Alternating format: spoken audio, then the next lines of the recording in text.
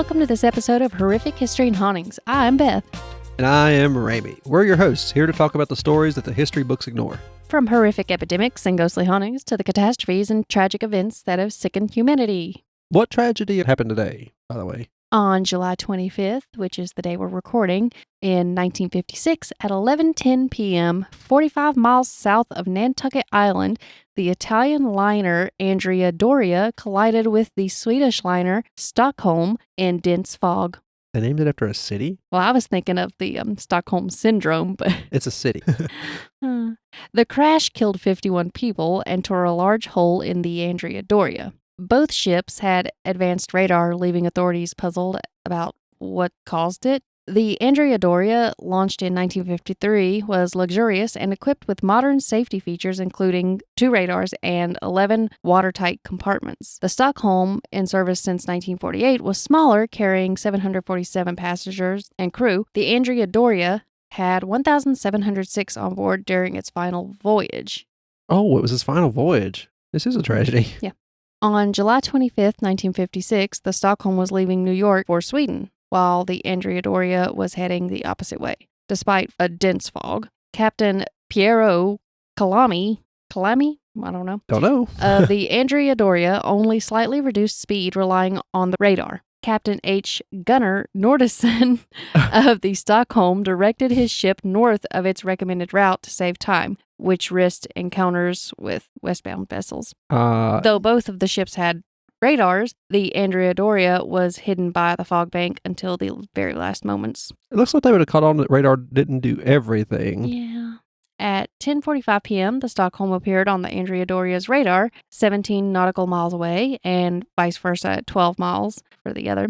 Misreading their radar, both ships took incorrect actions. Captain Calami, I'm assuming is how that's pronounced, made a port turn for a starboard to starboard pass, while the Stockholm's third officer turned starboard. Realizing they were on a collision course, Captain Calami turned hard left, but it was too late. At 11:10, the Stockholm's bow smashed into the Andrea Doria's side, killing 5 Stockholm crew and 46 on the Andrea Doria. So it's a very slow motion accident. Yeah. Is what it was. It sounds like that one accident you had where the guy was slowing down and you were slowing down, but you just swerved at each other. He didn't slow down. I slowed down. He just kept on going. You just swerved at each other in slow motion till you hit. Then he tried to lie to the insurance, and when Mom took pictures of the area, the insurance lady said, "I don't think he's telling the truth because according to your pictures, you would have been driving in your Pontiac in a field." No. Yeah. So that's exactly what happened to these poor guys and everybody on board. Yeah. And the deaths. All of this could have been avoided if maybe you just stuck to the route you were supposed to take. Yeah. The Andrea Doria began a lifeboat evacuation. The Stockholm was pretty much undamaged and ended up helping with the lifeboats. By 2 a.m. on July 26th, 1,660 people were rescued. The Andrea Doria sank at 10:09 a.m., becoming a dangerous but popular dive site known as the Mount Everest of diving. I take it, is it very deep or is it near the surface on a peak into the water? I don't know. I'd imagine it's the other way. It's deep. You're going to look it up? Probably because it's so deep. It says it's very risky and dangerous. Okay. I'm just assuming because it's so deep. Don't go there. Anytime something says it's actually risky, I don't want to recommend it. Love to look at videos and stuff of underwater. I find it really interesting, but I'm just too afraid to Drowned. Yeah. I don't want to get the bends That either. That too. I'm just afraid to do that. I would love to not be afraid to do that because I think it's a very beautiful and unique scene, something to see, but and I like to swim. I don't know. Do you like... Now, if it was a submarine, oddly enough, I would trust a submarine more than myself. Oh, yeah, I would too. I can't swim like a submarine. Like that's another thing. You know how panic attacks are easily triggered in this family. Well, I believe that with all that stuff on me, and especially on my face, I feel like I would definitely panic you don't want to under do that. the water. Our first episode in this series, Horrific Hydros, we discussed a man who panicked underwater. And yeah, and it's an easy thing to do. You get disoriented because it's kind of like this, I forgot what it's called, but it's like this drunk feeling under the water. And plus you have this thing on your face. If you're me, that would definitely... dark and you can't tell where you're going. And Unfortunately, he's killed many people, Yeah. and I don't want to do that. Yeah. And my mama can't swim, and she's normally the person I call to help me out of a panic attack, and she'll be like, no, I'll drown for real. Yeah. You're screwed. We'll have to get another expert on you. And this is water themed. That was good on you, since this is a horrific hydro Hellscapes episode, isn't it? Mm-hmm. I believe you've heard of our first one. I want to say you had me when we were on a car ride listening to an episode of a podcast you listened to about it. I'm not sure how to pronounce it. The Manchac Swamp. It's located just outside of New Orleans, Louisiana. Louisiana actually constructed the swamp bridge directly over it, which some sources said was one of the largest bridges over a body of water, but I really don't know considering I've been to the underground bridge, so I don't know. Yeah. Oh. Was it Christopher and Eric?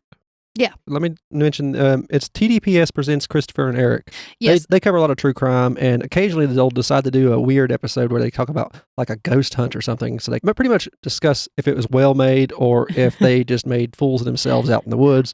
And this is one of the episodes where that happened. Yes. They actually did a full episode. I'm doing a few different things, obviously, if you've listened to one of our previous horrific hydros. So they got more information, plus they're funny. Christopher Ross is Ann Ross's son, so he's spent a lot of time in New Orleans, as I believe did Eric Shaw Quinn, who is the Eric in Christopher and Eric. Both writers, but we talk about Sawbones a lot. It's nice to actually mention another podcast for a change. Yeah. The bridge stretches 22.80 miles. But alligators aren't the only things to be feared in this swamp, because it's rumored to be haunted by the spirit of Julia Brown, who was a Creole voodoo priestess. She was known as a faith healer within her community, and her practices blended traditional Creole beliefs with the elements of folk medicine. You do find a lot of that. Mm-hmm. Beyond her roles as a voodoo priestess and faith healer, Julia was also recognized for her musical talents, singing and playing guitar. Ah, she's like the voodoo priest in Princess and the Frog. He's got like the best song in the whole movie, I think. I actually have it downloaded on my YouTube music app. I do too. I have hers too. The Princesses, Almost There, I believe is what it's called. I made a D&D character based on her. Oh. No, based on her best friend. Oh, I remember you talking about that. While loved for her healing abilities, she was also feared due to the power associated with her voodoo practices. That seems to be the case. Yeah. Anytime some... Give me help, but I'm afraid of you. I don't like you. You shouldn't be doing that. Yeah. But I want your help. Grant me favors. Uh-huh. But I'm going to judge you the whole time. Yeah. I hope your discretion is assured. I don't want no one to know I was here. In 1915, the town of Frenier was allegedly cursed by Julia Brown, and I hope I said the town's name correctly. Locals claimed she sang eerie songs while sitting on her front porch and vowed to take the town with her when she died. The song is, quote, "When I die, I take the whole town with me. When I die, I take the whole town." Huh. I don't know why you would want to do that, because I don't want nobody in my town to come with me when I die. I want to rest in peace. Leave me the hell alone. On September 29th, 1915, Julia Brown passed away, and the events that followed would forever intertwine her name with the fate of the town. They will never be connected. This episode is over. Nearly the entire town gathered to bury Julia. Maybe she'll forgive us now. Some came to pay their respects, while others hoped to be granted favors from her spirit because they're greedy. At around 4 p.m., as they laid Julia to rest, a powerful Category 4 hurricane with winds reaching about 145 miles per hour and a storm surge, which some sources said 13-foot storm surge, some said 30-foot, made landfall. It's only a little over twice as tall as the other. Yeah, so I didn't know what to say, so we'll just include both. By the time the hurricane subsided, several towns were obliterated. 275 lives were tragically lost, and the entire community of Frenier had vanished. Many of the victims were never recovered. However, the recovered bodies were laid to rest in a mass grave, believed to be within the same swampy area as Julia Brown. However, her grave is said to be separate or isolated from the others. Some believe that this is because they didn't want their loved ones to be next to a voodoo lady, I guess. I don't Christian know why enough for them. Yeah. Some believe Julia crushed the town because they took her for granted and disrespected her. All the neighboring towns that got obliterated were just collateral damage. Yeah. They might not have been part of the song, but they had to go. She said, you know what? Y'all pissed me off enough. I'm taking everybody, including other towns. Yep. Oh, not the weather or science part of it. Yeah. Got to blame little Julia. As far as I know, the hurricane part of this is true. I don't know about the Julia part, but as far as I know. Well, I have no idea. I didn't do any of the research on this, so this is all you.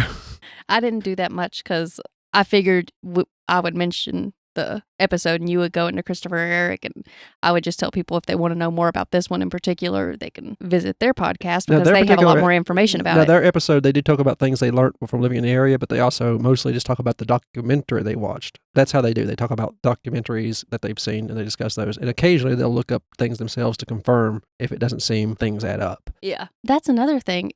There's so much stuff on the internet and there's so many different versions of things and so many, like 13 foot to 30 foot. Yeah. It's kind of hard to know what is what sometimes for some things. Conflicting tellings. Yeah, there you go. Visitors to the swamp claim to hear the pained cries of the townsfolk who perished in the hurricane. Some have reported still being able to hear Julia's eerie song. That would be cool. As her voice echoes across the dark waters. I like swamps. I don't like malaria, so I don't visit them often, but I do like swamps. You've never had malaria. How do you know unless you try it? I'm not going to try it if I can get away with it. Spirit Lake. It's located in Idaho. The local legend about Spirit Lake tells of a forbidden love. The daughter of a Native American chief fell deeply for a brave young warrior. Unfortunately, the chief's daughter was already promised to be married to a leader from a rival tribe as a gesture of peace to pretty much keep war from happening. She said, "Fuck that shit. Let there be war." So they ran away together. Oh. And because they were afraid they would be discovered and torn apart, they decided to climb to a cliff that was high up overlooking the lake. This sounds very familiar to another story we heard about a lake, wasn't it? Yes. And they jumped together into the depths below to their death. Like I said, I think we covered something very similar in this same series in another episode. Yeah, there's quite a few similar things when it comes to these, I've noticed. I have no idea. This might all be true throughout all the history. Something like this had to have happened. And now that there's two stories about it, perhaps it's more likely to be true than I thought at first. Mm-hmm.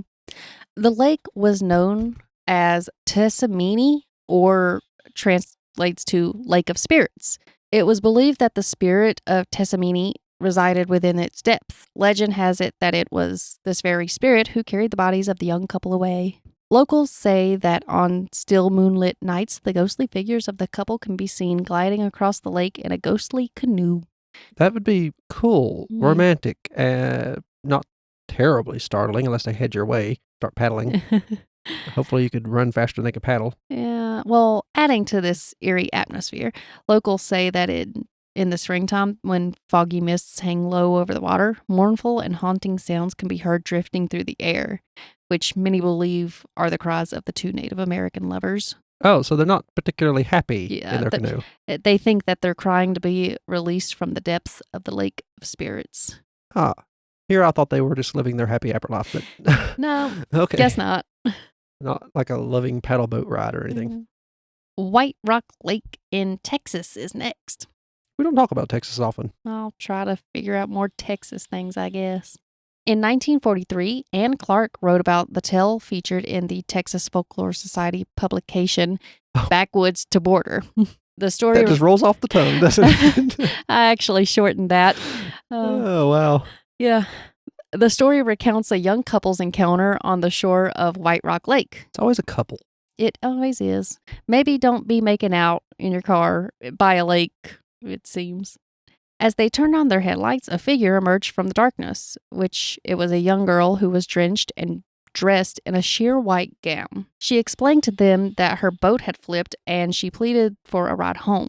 She provided them with an address in Oak Cliff, but when the couple turned around for further directions, she had vanished, leaving the seat empty and damp. We have a lot of that happening, and I was thinking they're going to get their seat wet.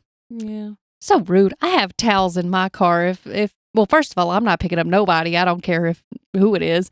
But if somebody is wet, please put the towel down. I like my seats. I drive a pickup truck, 2-seater. So get in the truck bed. I have once before gave people rides in truck bed, and I have before gave people a ride up in the front of me, but it's very rare that I'll do that. And it's actually very rare you find a hitchhiker around here. That's because they keep getting murdered. I wouldn't murder them, but I do give them rides if I find, the oddball. See, that's the difference. You're a guy, though. It's probably not as frightening for a guy. Oh, I'm terrified the whole time, but also know Then what it's why like. do you do? I know what it's like to break down on the side of the road in these back roads sometimes. Mm. And that leads to a lot of walking, to a phone if you don't have one on you, or you have no service, because that happens around here too because of the mountains. Yeah. I know what it's like to have to walk up to somebody's house, knock on the door, and hope they won't shoot me dead. If I seen somebody stop on the road, I'd take a chance on that more likely. Mm. Seeking answers, they went to the address that she had provided them with and knocked on the door. The man who opened the door told them they were the third couple to come to his home with the same story. He said that his daughter had tragically drowned in the lake 3 weeks prior while sailing. 1 a week? 3 weeks. Yeah, but there's been 3 couples. Yeah, 1 a week, I guess. I would just move. I'd get tired of her sending people my way. Yeah. I know it's harsh. You're dead. There's nothing I can do. Yeah, that's really harsh to say, but after so long, I'd hate to get reminded of it every other day. Also, you don't know how crazy these people are that she's sending your way. Yeah. What if they're trying to rob my house? In 1953, there was a similar account of the Lady of the Lake that came about, and it was a couple again driving near White Rock Lake. Do people just trust couples? I guess so. There was an incident that Christopher and Eric covered. I think it was down in Myrtle Beach, where a couple had picked up a young girl, but they had basically tortured and murdered her right afterwards. Yeah. While picking up victims, I've heard quite a few cases where it'll either be a couple because it makes a girl feel more comfortable, or they'll have a child or a baby with them. It's replaced the dog and the candy, pretty much. Yeah. I'd probably hop in a car for a kitten. Yeah. I'm not hopping in the car, but... I'll take the kitten off your hands if you want it gone. Yeah. Just give me the kitten. Just stick it out the window. The couple spotted a beautiful blonde girl standing by the road wearing a soaked dress, as if she had just emerged from the water. Concerned, they offered her a ride to the address she provided on Gaston Avenue in Lakewood. Gaston Avenue. The girl hopped into the back seat of the vehicle. However, as the cart pulled away, the couple turned car, not cart. I made a typo. They're not in a cart. They're in a car. But they pulled away either way. And when they turned, they found that the back seat was empty, aside from the damp spot that she rudely left where she had been sitting. And something to add to this, I didn't actually put it in my notes, but something to add is there was this particular clothing store nearby. The woman, when it comes to this particular couple, happened to realize that the dress she wore was from this particular store. Just that'll come in handy later. The couple decided to visit the address she had provided. A middle-aged man answered the door, and he revealed to them that the blonde girl was his daughter. He happened to mention that she only bought clothes from that particular store that the woman recognized the dress from. That is an odd coincidence. Yeah. He told them that she had tragically drowned while wearing that dress in White Rock Lake 2 years prior. A lot of people showing up at this man's house in that period of time. Yeah. The next one's located in Japan. I like Japan. And some sources said that it was inspiration for the Ring movies. I don't know if that's true or not, but it would make sense considering what They're it is. okay. Not as good as The Grudge. The first one was good. Yeah. I didn't much care for the others. I think the scary movie version of all of them were even more exciting. Yeah, for sure. This bitch is messing up my floor. I always liked her. Yeah. Okiko's Well is what this one's called. That's a nice name. I bet it sounds better in Japanese. Mm-hmm. Well, the second part. Somebody that actually knows how to pronounce it with the proper accent. Yeah. There are many variations of the story. I only have a few. But they all center on the death of a servant who returns as a vengeful ghost to haunt those who mistreated and killed her. It's all as fair. You should. As one does. Okiku worked in a dungeon beneath... What? Yeah, she was a servant. She worked beneath, I don't know how to pronounce this one, Himeji Castle, perched on a high mountain. It's believed to have been constructed between 1333 and 1346.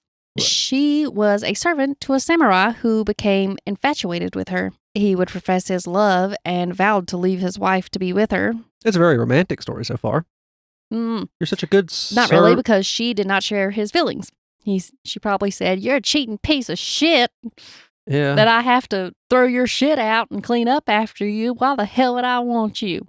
Maybe not in such a manner, but this ultimately led to her tragic murder at the hands of the samurai. In most of these versions, it seems. One of her main responsibilities was to care for 10 highly valuable golden plates that belonged to the lord of the castle. In the dungeon. I guess. I don't know where the plates were located, but it said in the dungeon, so maybe they were in the dungeon. Let's just stick it in there for the thieves and crooks. Nobody will notice. Oh. One day, the samurai hid one of the plates and threatened her, saying that if she didn't agree to be with him, he would accuse her of stealing it. That's true love right there. That would lead to her torture and execution. In the very dungeon she cleaned. Mm-hmm. In one other version of the story, she saw no way out and ended her own life by throwing herself down the castle's well. Probably better than torture. Yeah. In another version, the samurai became enraged by her refusal and threw her down the well himself. It's just a murder at that point. Yeah. After Okiku's death, she was said to crawl out of the well and appear to the samurai every night. Her ghost screams drove him to madness. Did he fling himself down the well as well? I don't know what he did. He sounded like he was mad already. Yeah, normal people don't tend to throw other people down a well. Or convince them to do so. Or force them to out of anger or fear. She was often heard in the dungeon counting the plates and throwing violent fits each time she discovered, as she always did, that the 10th plate was still missing. Her well is still located outside of the castle, but is now covered with iron bars, by the way. But in another version of this tale, the samurai became enraged after she refused his offer because he can't control his feelings, and then he killed her with his sword before throwing her down the well. That sounds more like to happen. Yeah. Each night he would hear a ghostly voice coming from inside the well, counting from 1 to 9 repeatedly. Despite the local priest's efforts to recite sutras over the well, the counting continued. The only reason you knew that word is because you watched Inuyasha. Sutras? Yeah. Yeah. It is. You're right. I knew it. I was like, all these other ones she's struggling with, but she knows that one. Yeah. I probably would have said sutras or sutras, something like that if I hadn't watched Inuyasha so many times. Eventually, the priest didn't know what else to do, so he waited until the voice reached 9 and then called out 10. After this, the counting stopped. She wasn't always the brightest girl, unfortunately. In another version, the samurai was plotting to poison the lord of the castle.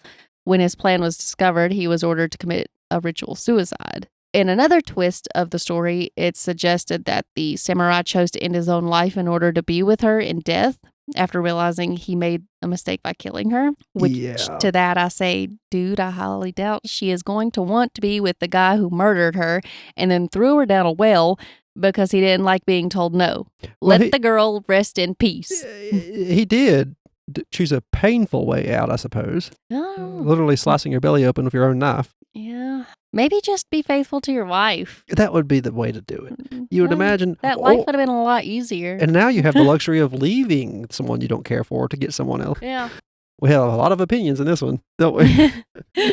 Apologies for anybody we've insulted. And the mispronunciations, we try to keep it as uninsulting as possible, unless clearly someone is a villain. Yeah, I like these episodes. I kind of like the little chain ones so that if I need more time, more than a week to get information put together for the longer ones that I have to do more research just simply because there's so much more to them. I like having these little mini episodes, I guess you would call them. Yeah. Mini series, whatever. I like the spookier side of things more than the true crime side of things. And I tend to try to be humorous. I laugh about things. In true crime, it's hard to laugh at because I would certainly either insult someone or just not be really in it because some of these things you can't find the fun in them. Yeah. It's impossible. I try to always see a silver lining in everything, but Yeah. We've had episodes that's just almost impossible. Yeah. The more fun ones. Yeah. That's what we started off. And they were our best episodes, so we'll think about that. Yeah. There's also... And that is it, right? Yeah, that's it for this one. Okay. If you like what you heard here, we're part of the Gruesome Gaming Group Podcast Network. We have other podcasts. We have Brother Knows Quest, where I tell Beth here about different tabletop role-playing game things, different books or systems. And we have Leveling Duo. It's a podcast me and my friend Dakota do, or me and Beth, or all three of us, where we talk about our favorite video games or something video game related. Usually, those are kind of sparse because we don't play a brand new video game every week. Got kind of hard to talk about them. They just come out as a new game comes out we really like. I'm still playing Shadow of the Erdtree, so we'll see how that goes. Elden Ring, trying to catch up on it anyway. If you want to reach out to us, there'll be a Linktree link in the description. It'll have all of our socials. Any one of the socials you want to reach out to. There's 2 TikToks. One's for Gruesome Gaming Group, which is the whole networks. And then there's Horrific History and Hauntings, which would go straight to Beth. But if you reach out to Gruesome about something to do with this podcast, that's fine too. We forward the messages on, and you can let us know that way. Give us ideas about things to talk about, or just say hi, or tell us how bad we're doing even. Leave a review. Thanks for the people who do that. We're trying to make an episode where we just collect them all and read out reviews or whatever. So keep doing that. And as long as it's on an app that we know to look on, we will find it. There's a link in the description also if you want to send a small donation to keep the podcast hosted. We're doing it ourselves, but if you'd like to help, that's good too. There's also emails in the description if you want to reach out to either of us. You can do that if you don't want to get on social. Anyway, thank you for listening. I've been Ramy. And I'm Beth. And this has been HH&H. Bye-bye.